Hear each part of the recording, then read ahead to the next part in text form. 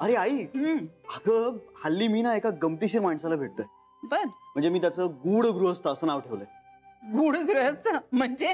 अगं म्हणजे तो ना हातचं राखून बोलतो म्हणून. पण माणूस जाम इंटरेस्टिंग आहे. आणि बरं का, ते गृहस्थ ह्याला इस्टेट एजंट समजतात, ब्रोकर. ब्रोकर श्रीला. आता हेही सांग की नुसतं ब्रोकरच नाही, तो मला मिस्टर सहस्त्रबुद्धे समजतो. सांग. मला माहितीये. अरे वा, तुला माहिती आणि अजून बाकी कोणालाच माहित नाही. कमाल आहे. मी असं सगळ्यांना नाही सांगत.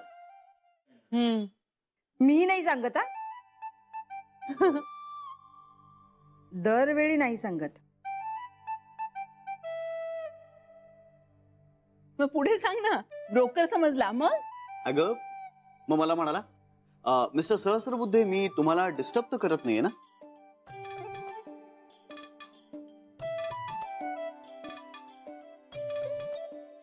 अरे हसताय काय? मी सहस्त्रबुद्धे दिसतो का? ए श्री, काही काय? आई सांगा ना ह्याला, आता आडनावातून दिसायचं काय आहे? अरे पण तू सांगायचं नाहीस का मी सहस्त्रबुद्धे नाहीये म्हणून? अगं मी एकदा सांगायचा प्रयत्न केला होता, पण तेवढं नेमकं न ऐकता निघून गेला. जाऊ दे. अगं अधून मधून भेटणारा माणूस, मी तरी काय त्याला स्पष्टीकरण देत बसू, आणि तो तरी काय लक्षात ठेवणार आहे? सहस्त्रबुद्धे तर सहस्त्रबुद्धे. असं कसं? सगळे थोडे शरयू सारखे विसरभोळे असतात. त्याच्या लक्षात राहिलं तर? आईजी बघा ना कसा करतो. मी जे काही बोलेन ना त्याच्या उलट बोलत असतो. जेव्हा मी त्याला सांगितलं की अरे सहस्त्रबुद्धे म्हटलं तर त्यात काय झालं, तर मला म्हणतो मी काय सहस्त्रबुद्धे दिसतो का? तर म्हटलं जा मग खरं सांग. तर म्हणतो जाऊ दे ग, त्यात काय एवढं. तुमची विरुद्ध स्टेज अजूनही चालू आहे वाटतं. श्री, हाच का रे तो जो तुझ्यावर ओरडला होता? हा म्हणजे अगदी ओरडला होता असं नाही. अरे तूच तिला सांगितलंस ना ओरडला होता म्हणून. अगं हो हो, मी म्हणालो होतो असं, पण कदाचित त्याचा मूड नसेल त्यावेळी. आणि तुम्हाला अगदी खरं सांगू का, तो बिचारा ना एकटा राहतो. त्याची फॅमिली नाही राहत त्याच्या बरोबर. म्हणजे का माहित नाही मला, पण काहीतरी प्रॉब्लेम असावा म्हणून मी आपली त्याला मदत करतोय. आता मला सांगा, मग माझं आडनाव काय आहे याने काय फरक पडतो? मी आपला माणुसकी म्हणून करतोय बस. सरळ सांग ना श्री, तुला ते गृहस्थ आवडतात? हा, हे मात्र खरंय. आई अगं खरंच मस्त आहे तो, जाम आवडतो मला.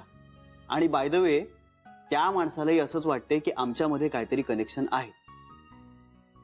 आईजी असं होऊ शकतं की नाही? हो, होऊ शकतं. आमचे अत्यानंद महाराज म्हणतात आपण सगळेच आपापसात कनेक्टेड आहोत. मुळात आपण सगळे एकाच जीवापासून बनलेले आहोत. ब्रह्माच्या एकाच धाग्याने जोडले गेलेले आहोत. आपण सगळे एकच आहोत. हो, मग मला सांग, अत्यानंद महाराजांना भूक लागते का ग?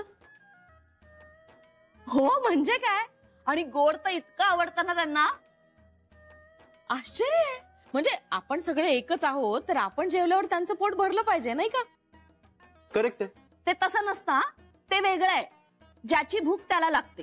त्याला काहीच अर्थ नाहीये. अरे याला काही अर्थ नाही म्हणजे शेवटी ते सुद्धा माणूसच आहेत ना. हो ना, तेच तर म्हणतोय आम्ही की ते सुद्धा माणूसच आहेत. उगाच त्यांना देवाच्या ठिकाणी बसवू नकोस सरे. ताई तू सुद्धा बोलायला लागलीस. हे बघ सरे, माझं एवढंच म्हणणं आहे की या गोष्टी प्रमाणात ठेवाव्या. हॅलो. हा श्री, मी बोलतोय. हा बोला. नाही म्हणजे उद्या भेटू शकतो? जरा महत्वाचं बोलायचं होतं. भेटूया.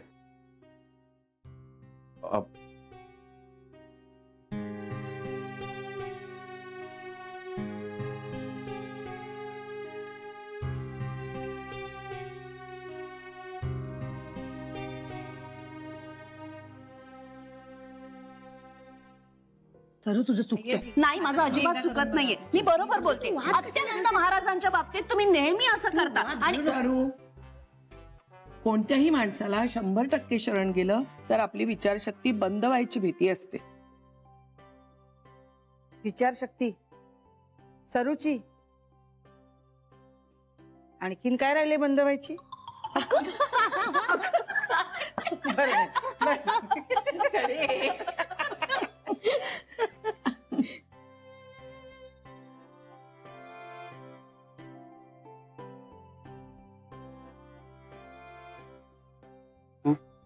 आरजी हो अगं त्याला उद्या भेटायचंय. मी ऑफिसला लवकरच जाईन.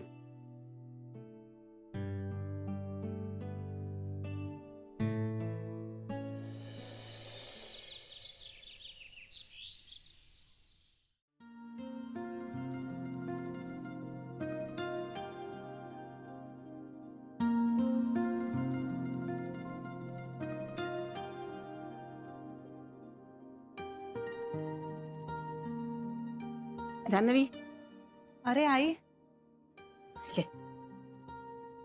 अगं काय भूकंप वगैरे झाला की काय इथे?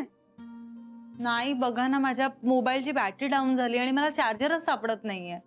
मग आता सगळीकडे शोधून झालं, पर्स सुद्धा रिकामी केली आहे मी, पण कुठेच सापडत नाहीये. तुम्हा मुलींच्या पर्सेस म्हणजे ना पोती असतात, पोती. हा, तुम्ही दिवसभर बाहेर असता तर लागत असणार गोष्टी तुम्हाला. बरं तू चहा घे. आई तुम्ही का आणलात? मी आले असते ना. तू एवढा वेळ आली नाहीस खाली, मला वाटलं तुला उशीर होतोय. नाश्ता सुद्धा डब्यात घालून आणलाय, आता जाताना खा. थँक्यू आई. मी बघते चार्जर कुठे तुझा. कुठे गेला असेल फोन एवढा? काल बँकेत नाही ना विसरलीस? एक शक्यता आहे ती, पण मी काल काढलाच नव्हता बँकेत चार्जर. मग घरातच असेल कुठेतरी.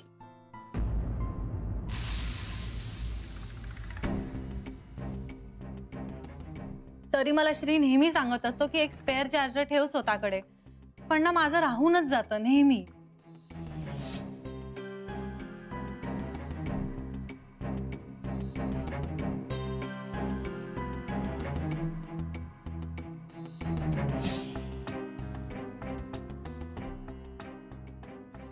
जान्हवी,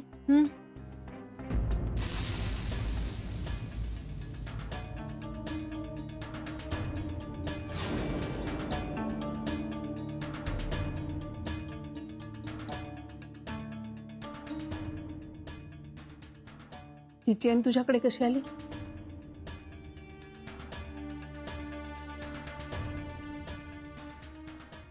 आई, आईनी लक्ष्मीकांत भाऊजींना दिलेली चेन आहे ना ही?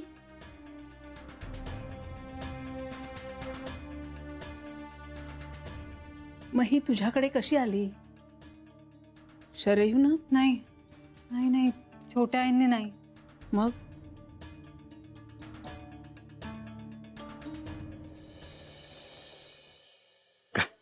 काय मिळवलं मी एवढ्या वर्षात? साधं माझ्या दवाखान्याचं बिलही देऊ शकलो नाही मी. ते वर्ष सहज गेली की असं वाटतं परावलंबी आयुष्यात जगायला लागू नये कुणालाच. तरुणपणी माणसं पैसा पैसा करतात, पैशाच्या मागे धावतात.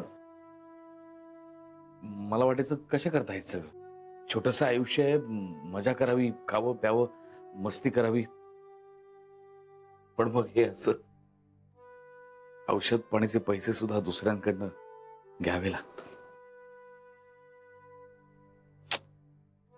लाज वाटली खूप. नाही, मी तुझ्यासमोर काही गाणं वगैरे गात नाही. सॉरी. It's okay. पण हे सगळं तुम्ही मला का सांगताय? ओ खरंच तुला का सांगतोय? मला वाटलं तू ऐकून घेशील शांतपणे. बरं वाटतं रे तुझ्याशी बोललं की. तुझा वेळ जातोय का उगाच? नाही, पण आपण सरळ मुद्द्याचं बोललो तर बरं होईल. हो हो, मुद्द्याचं म्हणजे खूप विचार केल्यानंतर मला असं वाटतंय, म्हणजे मला वाटत नाहीये, मी असं ठरवलंय की तू दिलेली नोकरीची ऑफर स्वीकारायची.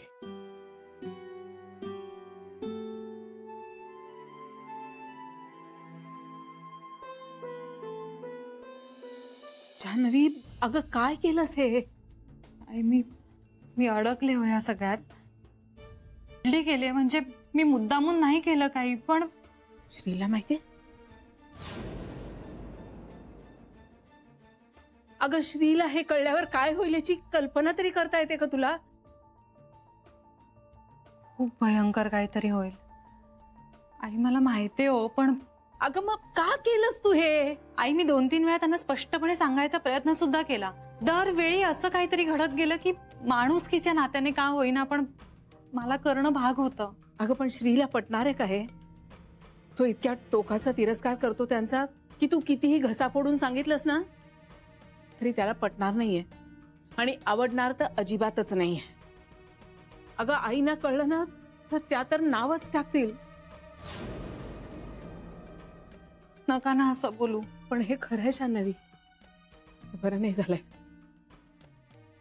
तू आधीच थांबायला पाहिजे होतस. ही चेन कोणाच्याही नजरेस पडता कामा नये. नाही मी अगदी जपून ठेवेन ती. नाही घरात ठेवायची नाही. काय वाटेल ते झालं तरी. पण मग आता मी काय करू आई, तुम्ही सांगा ना. तू ही चेन भाऊजींना परत नेऊन दे. आई दुसरा पर्याय नाहीये जान्हवी. आज नाही, अजून 5 वर्षांनी जरी कोणाच्या नजरेस पडली नाही चेन तरी महायुद्ध होईल घरात. अनर्थ होईल जान्हवी. पण आई अहो, ही चेन परत करायला मला त्यांच्याकडे जावं लागेल. मला समजवावं लागेल त्यांना. ठीक आहे, एकदा शेवटचं कर हे सगळं. पण ही चेन तू परत नेऊन दे त्यांना. आईनी दिलेली चेन आहे म्हणून परत दे सांगते. त्यांची स्वतःची असती ना तर एवढा मान नसता दिला मी देईन त्यांना परत. देईन नाही, आत्ता नेऊन दे त्यांना. हे घे. आत्ता? हो जान्हवी, जोपर्यंत ही चेन घरात आहे ना तोपर्यंत माझा जीव टांगणीला लागलेला राहील. आत्ताच्या आत्ता जा आणि देऊन ये. बाकी काही नाही तर मी सांगते म्हणून जा. हो आई, मी जाते. खूप सासूरवास करते का ग मी तुला? आई नाही, अजिबात नाही. पण काही इलाज पण नाहीये ग. तू ह्या सगळ्यात विचित्र अडकू नयेस म्हणून म्हणते फक्त. मला कळलंय आई, मी जाते लगेच.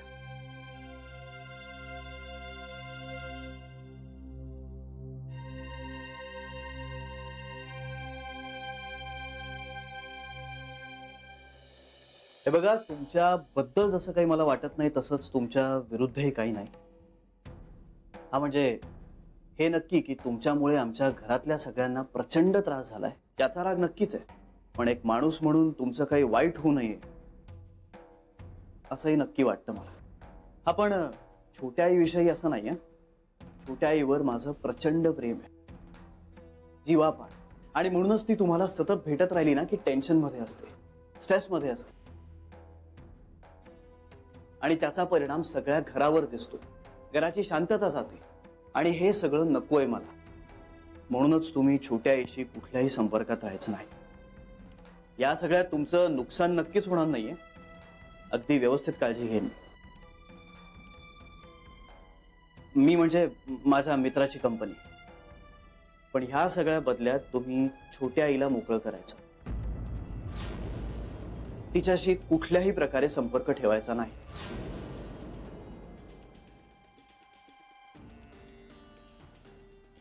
अच्छा, म्हणजे असं आहे तर हे सगळं. श्री, अरे एवढा मोठा घाट घालण्याची काहीच गरज नव्हती. म्हणजे हा असा नोकरीचा सौदा वगैरे केला नसताच ना तरी चालला असतं. सरळ मागितलं असतंच ना माझ्याकडे, खुशीने दिलं असतं मी.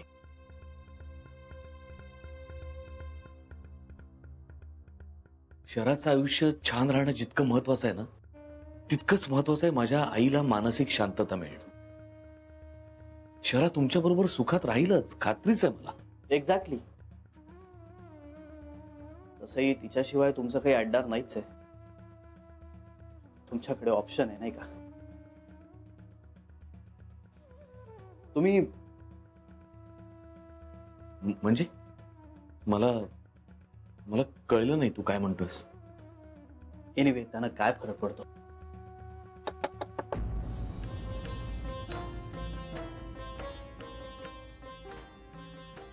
आत्ता कोणाला असेल यावेळेल? मी बघतो जरा.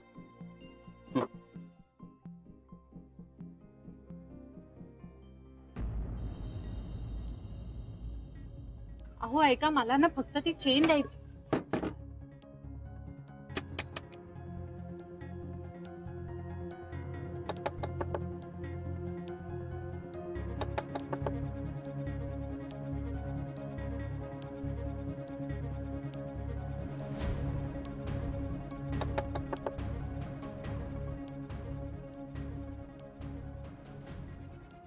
काय झालं?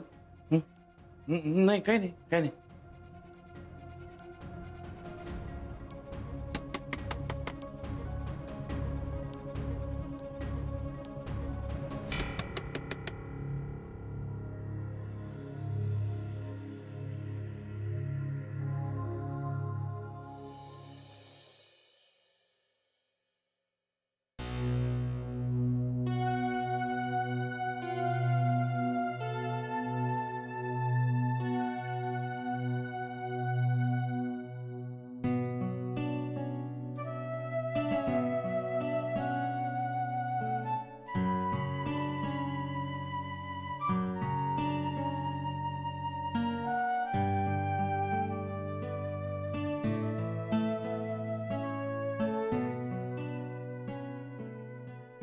काय झालंय? काही नाही ग बाई. ताई तू उगाच लपवू नकोस, कारण तुला नाही जमत ते. तुलाच त्रास होतो मग. सरे सरे अगं, उपचार करायची सुद्धा भीती वाटते मला. का? एवढं काय झालंय? भयंकर, खूप भयंकर काहीतरी झालंय सरे. अगं जान्हवी लक्ष्मीकांत भाऊजींना भेटलीये. काय? हो, दुसऱ्या कोणी सांगितलं असतं ना तर विश्वास सुद्धा ठेवला नसता मी. पण तिने स्वतःहून सांगितलंय मला. आणि एकदा नाही, अनेकदा भेटलीये त्यांना, अनेकदा. सरे बोल ना ग काहीतरी. ताई हे सगळं काय होत आहे आपल्या घरात? बघ ना ग, एक संपलं की दुसरं सुरू होतं काहीतरी. ताई अगं रडू नकोस. हे बघ, रडण्यासारखं काहीही झालेलं नाहीये. तू शांत हो. बघ, शांत हो. जान्हवी उगाच काहीतरी नाही करणार. यामागे नक्की काहीतरी कारण असेल. तिचा काहीतरी विचार असेल ग. सरे पण ते कारण, तो विचार घरातल्या बाकीच्या लोकांना पटायला हवा ना ग. तो नाही पटणार अशी शंका वाटते मला. सरे श्रीला माहिती नाहीये हे. काय?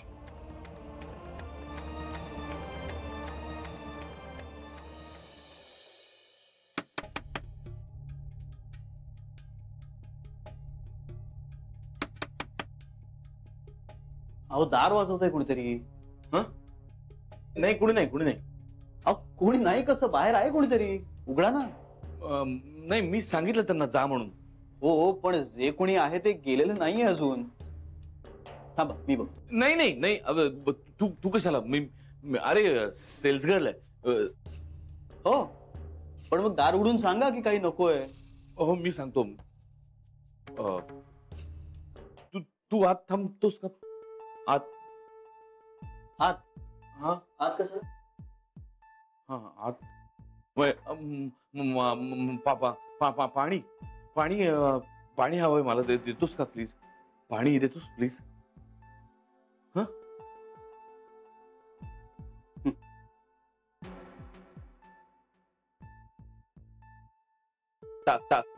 तहान लागली खूप.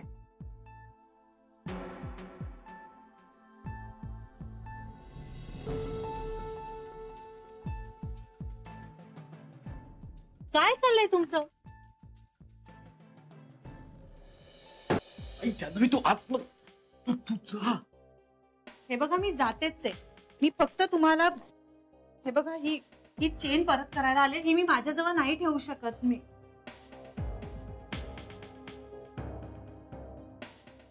ओ सॉरी, मी डिस्टर्ब केलं का तुम्हाला? मला इतकंच सांगायचं होतं.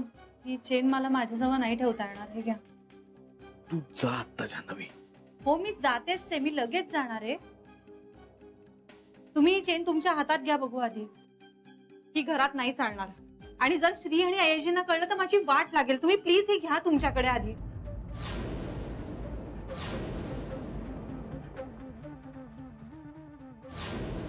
काय मी खरंच सांगते, ही मला नाही ठेवता.